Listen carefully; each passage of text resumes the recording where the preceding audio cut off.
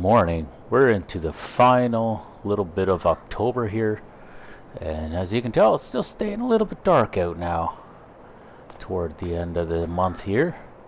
And well, why don't we start off the morning way we always do, feeding the dog. Where is he at? He's about to show up somewhere, I know it. Come on, dog, where are you at? Don't matter either way, probably out playing with the neighbors. But yeah, we still got a lot of work to do, seeing as today is seeding day. And you can tell I parked my tractors in a different spot than normal. Usually they're parked up over here, but I've been mulling about the placement of everything here. And I decided to take my baling equipment all out of here, and I brought them all over to the cattle shed underneath one of the roofs there, one of the hay storages. And I figure I put my tractors there, and I think my plan is going to be to get rid of this shed here. And what I will do, I'll buy another solar roofed roof like this. I guess you can call it a shed, because I know the combines fit in here really nicely. So that way they don't have to, you know, stick with their hoppers way out. It just kind of looks a bit goofy. With them only parked with their, you know, rear end only in a little ways. It's basically just the auger that's staying dry as of right now, as you can see. So this shed is gonna have to go. I might end up taking a shed just like this and adding it to the cattle farm yard there that I have. But yeah, we'll wait until winter when things are kind of slow, and we'll go from there. As far as hauling stuff out, there's nothing in October that is really of high price right now, so we won't need to worry about that. And there's our dog. Good boy. So we may as well just get on with the seeding. If you guys recall, in the last episode we found a heck of a deal here. This tractor was on for about half price, and it comes in at just over 500 horsepower, which is where our other one is rated at, our old New Holland. So I figured this is a nice platform to jump on, and I couldn't let that deal pass me by. But with the 500 horse, we also, well, we run into an interesting dilemma, and let me show you what I'm talking about. So right now we are running this Amazon planter rated for 300 horsepower. I mean, my T7 can pull this, right? And it's been a great planter, but I think we can upgrade. So I've been looking around, and I see these Bourgeois, and they are huge. Like my T9 could pull this one, but look at the price on these. So I'm hoping to find one of these on a deal somewhere, hopefully sometime. This one here, good for 500 horse. It attaches to the 7950 air cart. And then we got an even bigger one. Like, this one is just ridiculous. It's 30 meters wide, and it attaches to this 71300 grain cart. Absolutely ridiculous, and it requires 600 horse for it. So we're not quite there yet. You know, wishful thinking. We could get it, but no. And we got this tiny little baby air seeder here, good for 450 horse, about 18 meters. And right now we're at 15 meters, you'll remember. So I was thinking, you know, I'd like to bump it up somewhat, but I didn't want to go as big as those Bourgeois. So I was thinking this Seed Hawk, and I'm looking at it, it's 19.8, so it's definitely a fair bit bigger. And I know the Seed Hawk brand pretty well. It's got a great capacity, 21,800 liters. So yeah, lots of capacity. I know the brand from building parts. In fact, I built some of the railings on this air cart, if you can believe that. The ones I worked on, I believe, were dual tires. So if we do, not duals in this sense, but like four-wheeled. Elmer's track. Yeah, I think I'd rather want the tires on it instead of the track. I think that'd just be a little bit better. Oh, that's a single there. That's not bad. Not sure which one to go for, but it doesn't really matter. And then we have the choice of tow between, which would mean this cart would be in between and have the cultivator in the back, the one that pops the seeds all in, or you can have it towed in behind and have the cultivator in the center. I would prefer to have this in the back, just because this is a much smaller thing to tow around the back. And the design, you can have either this bright red one or for the original Seed Hawk. And do I want a conveyor with a large conveyor arm? It'd be cool, but no. I don't feel like it's very beneficial to our gameplay, so I'm not going to include that. But right now, spec'd out the way it is, it's about $160,000. I do believe I will buy it if you guys are all up for it. Alright, there we go. Well, we need the toolbar for it. Good for 65 feet. And again, we're looking at the wheels. We got Michelin's. Oh, yeah, that's back here. BKTs is what we're usually running. And again, we can go for the bright red or for the Seed Hawk, which is what we'll keep it at. And we're going to have this one tow between. So the difference is now it's got hitches on the front and back, whereas if it was just a tow behind, you know, you'd have your hoses coming off the opposite end. Having it this way, I think, is just a tad better in my perspective. So this is the expensive part, the cultivator end of it, the toolbar, but so be it. It needed to happen, and so there we have it. There is the big gizmo. You can tell right away that $388, almost $400,000 in an air seeder. Oh my goodness!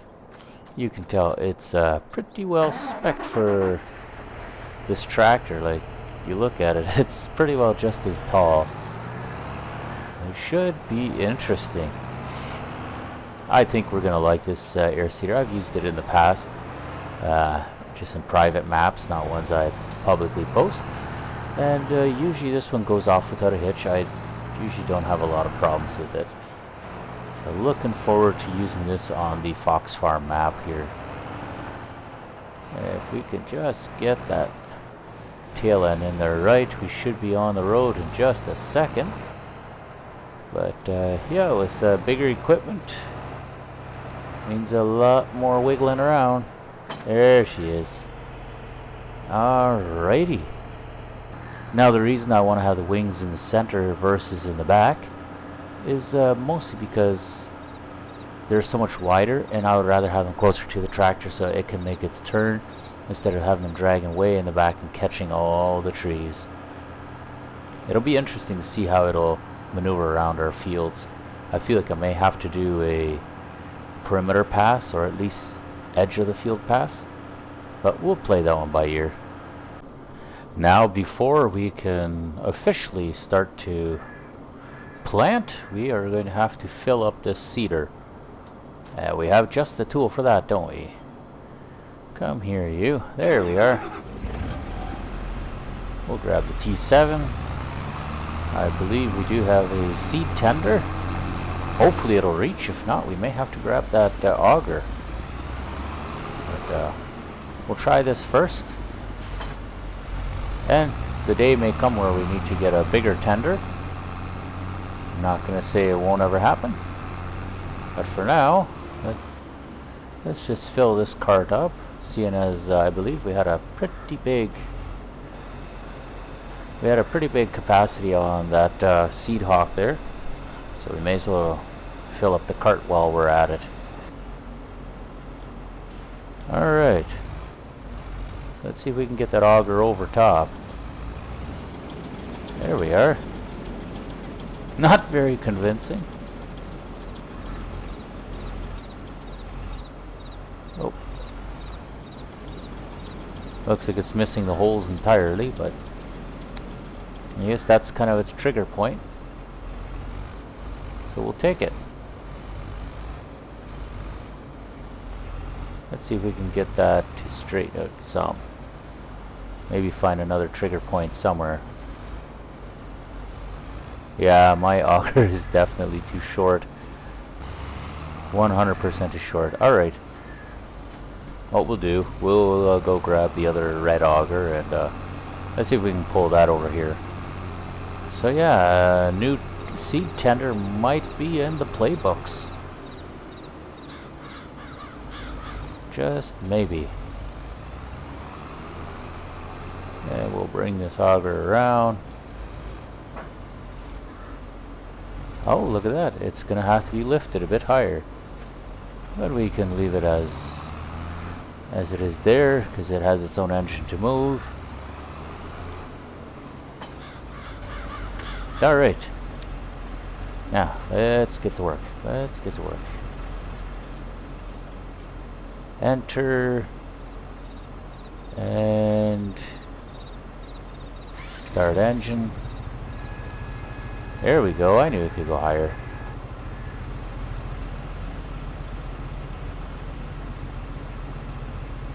Something like so, I believe. Now, how will we be able to aim this up so that this will work?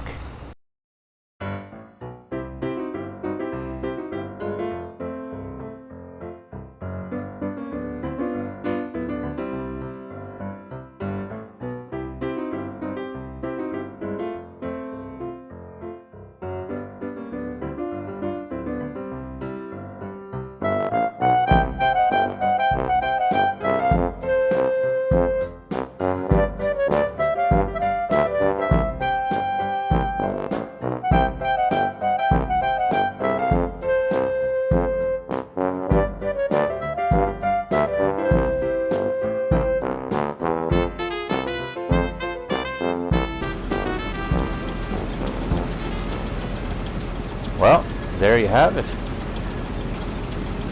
It is filling in there, but is there a cart doing anything? Not really. So this is turning out to be a fair bit of work.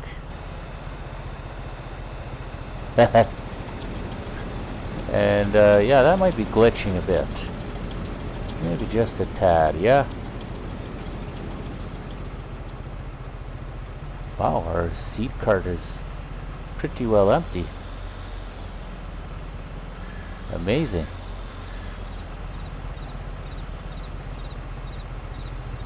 And is there room for any seed in here? Yes, there is. So, moment of truth. Let's see what happens. Start engine. We're only halfway full with seeds. That's kind of funny. That is all we had on there, I guess. And we can close all those covers. 100% seed and only 45%. Is that fertilize? Maybe? I'm not entirely sure. Either way, let's hire a worker. Here we go.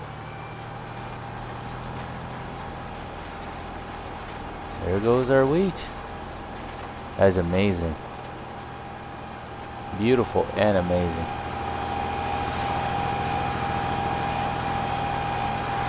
Just wow.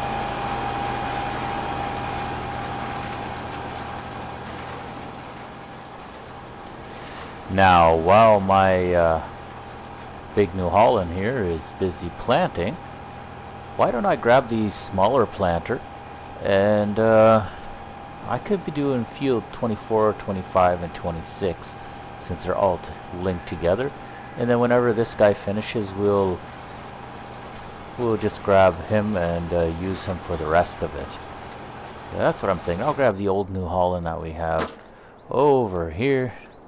Old Faithful here. We can use the old planter, you know, seeing as we still need to get rid of some of the seed that's in it before we end up selling that planter at the end of the year. It is nice at the end of every year to kind of go over your inventory, see what you need, what you don't need, and go from there. You know, just helps keep the clutter down and you know, free up any assets that you might have But before we do that, it looks like my tractor is stuck for whatever reason. Oh, he ran over my auger. Well, now, that is rather unfortunate. Oh my goodness. And this is why we had the wings on the inside and not on the outside. Can you imagine? It is actually a little bit amusing. Yeah, get in position there. Just like so. Back to work, my friend. That cracks me up. I do have to say, though, this tractor pulls this planter with so much ease. Like, it's really awesome to see it doing 18 clicks an hour. Just pulling the planter right along. Right now I'm just making a couple of perimeter passes just so it doesn't get stuck on all those power poles you see out there. Figure, you know, just keep things a little easier for it. And we're going to be checking up on the T9 almost right away. Just want to make sure I got this pass done, and yeah, we'll take a look and see what it looks like. I just finished doing one perimeter pass with the air seeder here, the Seed Hawk, just to keep it from catching everything like my auger way over there, which we'll have to no doubt repair. But it looks like we're doing about 15 clicks an hour with this tractor versus what we were doing with the old New Holland there. What we're doing about 18 there, something like that. Okay, now it looks like I'll have to do a bit of perimeter pass here too. Why don't we do that right away? Just to save us some trouble. Should mean that... Wow, hold up, we didn't need to do it that tight. We're almost out of seed on this one too, which is fine. We can definitely add a bit more seed. This one is a lot easier to gain access to as well, just because of how small this planter is versus the Seed Hawk there. Oh, back it on up a bit. Just like so. And we'll keep planting in there. Should be good to go. There we are, that's almost a straight line. If we can at least get up to the edge here, then after that he can deal with it.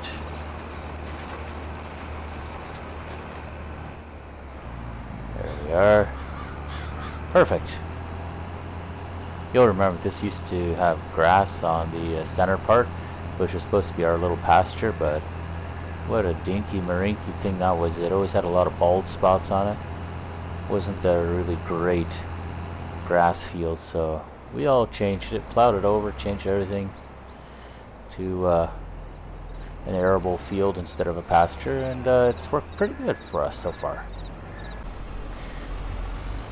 Our small little seeder actually ran out, so I gotta figure out a way that I can fill this without hitting the toolbar. It's gonna be a little bit difficult. Oh, just about had it there. I think it's got a bit of an odd trigger point. Here we are. Now let's fill that right on up. Beautiful. And the other one, somewhere there, right? Or does this one have the double fertilizer? I don't remember exactly. That's maybe what it is. Alright, we go back for some fertilizer. I can't be going around without any fertilizer. This planter in particular likes to have fertilizer, I guess. Nothing wrong with that. There we go. A little bit of fertilizer to fill up the planter. Beauty. You know, I don't know about you guys, but I keep feeling like my fields keep getting smaller and smaller. And I'm pretty sure it's got something to do with the fact that my machinery keeps getting bigger. And I should have closed that lid, but I didn't. Oh, yeah, let's close that lid. We'll back that on up and set them to work. I'll get out of their hair. Beautiful. And I'll bring this thing on back. I wonder if the other planter could have used any fertilizer. Should have checked, but I didn't. That's okay. We can always fertilize after the fact. Hey, another thing I've really been thinking of was getting that T8. But now that we have that T9, it kind of eliminates the need for the T8. Because I could hook this tractor up to the grain cart, I believe. I believe this thing has a PTO, so it should work. And if that is true, then we no longer need a T8 because this thing will have more power than a T8, as well as a lot more weight. So I don't think a grain cart's going to be throwing us around very much with a tractor this size. And it'll, you know, it won't have to do all of this heavy earthwork, you could say, you know, ripping the ground up for cultivating, all that good stuff. Like, it doesn't have the most hours of all my tractors, but it's done plenty of heavy work, and I plan on keeping it around for a while, so I might in the end use this as my grain cart tractor, and the occasional plowing, the occasional, you know, whatever I want to do with it. A little bit of ground engagement is okay, but I think in the future this will probably be my auger wagon tractor, just because, you know, it's nice and big, it's nice and heavy, and it does the job beautifully. Field number 2 is all done. Oh, that was way too sharp. That is not good. So we're going to switch this over to barley, and we will start to plant on field 24, 25, and 26. Looks like there's still a fair bit of capacity on the planter, so it shouldn't be too much of a bother. Kind of cutting over the neighbor's field a bit, but that's okay. With a unit this big, it's kind of hard to just wiggle around through everything. And here we are on the big field. We change our seed over to barley, and away they go. The planting looks slightly different than what the other planter does, but I suppose it's also a very different planter, so it makes sense. But speaking of the other planter, just want to see how he's doing, because I've got a special little task for him once he's straight with that fence line. I figure he can do the short little sections here, and after that we have another task that he needs to take on. It's going to be a leased tool, so I don't want to lease it too early on. Well, what's this guy parked for? He must be out of seed again, I would imagine. If that is indeed the case, I might just leave him. Yeah, he's all out of seed. So why don't we start this, and we'll just bring this guy away. No sense in filling him again. Now the task at hand that I was talking about earlier is rolling my fields. I always see that they need to be rolled, and I didn't think I had it set in my settings, but for whatever reason they keep saying they need to be rolled, so I figured, you know what, this is going to be the year I'm going to roll my fields, and you know, it'll keep the erosion from happening. So just a little look at these rollers here. Now this is not the biggest roller out there, but this is made by Mendeco, I believe it's called, and I have built grain carts for Mendeco in real life, so the color is very, very familiar. The name, the brand is very, very familiar. I've seen these in real life. I've never built the rollers, but the grain cart I did build, and so I'm just kind of curious how this thing is going to work, and it looks like it works very similar to what most of the collapsible rollers work. So that's really cool. If I remember in real life, when you back one of these, they can get twisted if you don't lock them in place. But this one doesn't seem to have much of a problem. So we're going to fold these up, and we're going to head on out. Now, I've also worked on BW trail rollers. I have worked on a number of other rollers. Some of them not really much of a brand name, but It is always interesting to see different rollers being used in the game.